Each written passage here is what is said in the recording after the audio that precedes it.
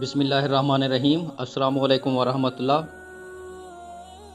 حضرت صبر کیا ہے؟ میں نے ایک عالم سے پوچھا جو بظاہر فارغ نظر آ رہے تھے۔ وہ خاموش رہے جیسے میری بات سنی نہ ہو۔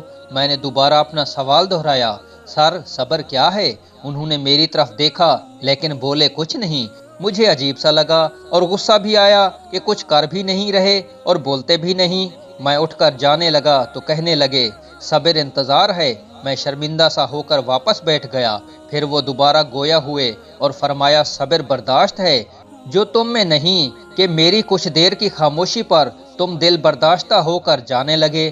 میں نے معذرت کی اور کہا، نہیں حضرت، مجھے کہیں کام سے جانا ہے، اس لیے جلدی ہے۔ دوسرے کی بات کو تحمل سے سننا بھی صبر ہے۔ اب میں خاموشی سے سر جھکائے ان کے سامنے بیٹھ گیا۔ وہ مسکرائے اور پھر فرمانے لگے، بیٹا، صبر مشکل وقت میں ثابت قدم رہنے کا نام ہے، جس کی مثال حضرت ابراہیم علیہ السلام اور حسین رضی اللہ تعالیٰ عنہ کی آزمائشیں ہیں۔ مصیبت یا بیماری کو برداشت کرنا صبر ہے، جیسے حضرت ایوب علیہ السلام نے صبر کیا۔ اور برے عمل و اقدام سے اپنے آپ کو روکنا بھی صبر ہے، جس کی بہترین مثال حضرت یوسف علیہ السلام کا واقعہ ہے۔ میں نے کہا، حضرت، یہ سب تو بہت رتبے والے، خاص اور عظیم لوگ ہیں، ہم ان جیسے کہاں؟ ہم کیسے برداشت کر سکتے ہیں؟ ہمیں کیسے صبر آئے گا؟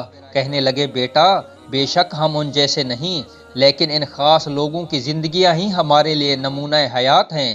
بیٹا، اللہ کسی کو اس کی طاقت سے زیادہ نہیں آزماتا، وہ ہم سے زیادہ ہم کو جانتا ہے۔ قرآن مجید میں ہے، جس کا جتنا بڑا رتبہ ہوتا ہے اس کی آزمائش بھی اتنی سخت ہوتی ہے۔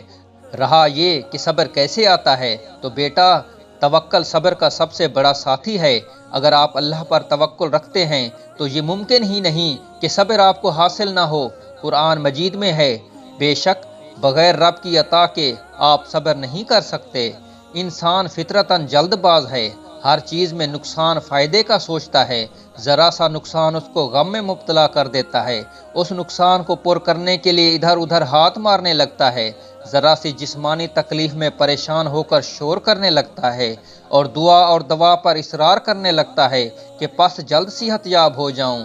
یہ سب اس لیے ہے کہ اسے سارا فائدہ دنیا میں نظر آتا ہے۔ یہ سب اللہ اور آخرت پر ایمان کی کمی کی وجہ سے ہوتا ہے۔ وہ اپنا مقصد حیات بھول چکا ہوتا ہے۔ اللہ نے زندگی اور موت کو انسان کی آزمائش کے لیے پیدا فرمایا ہے، بھول جاتا ہے۔ جب آپ کو دنیا کے مقابلے میں آخرت کے دگنے اجر کا یقین ہوتا ہے، بیماری اور مشکلات میں اپنے گناہوں میں کمی اور درجات کی بلندی کا یقین ہوتا ہے، اور یہ یقین ہوتا ہے کہ اللہ سب اس کی بہتری کے لیے کرتا ہے، تو پھر یہ نقصان، بیماری اس کے لیے کوئی معنی نہیں رکھتی۔ اس کو اپنا فائدہ آخرت میں دھرے اجر اور جنت کی صورت میں نظر آ رہا ہوتا ہے۔ اور ہاں، ایک آخری چیز بیٹا، صراط مستقیم یعنی سیدھا راستہ، انعام یافتہ لوگ، صدیقین، شہداء، صالحین کا راستہ، اس پر چلنا ہی سب سے بڑا صبر ہے، کیونکہ یہاں لڑائی خود اپنے آپ سے ہے۔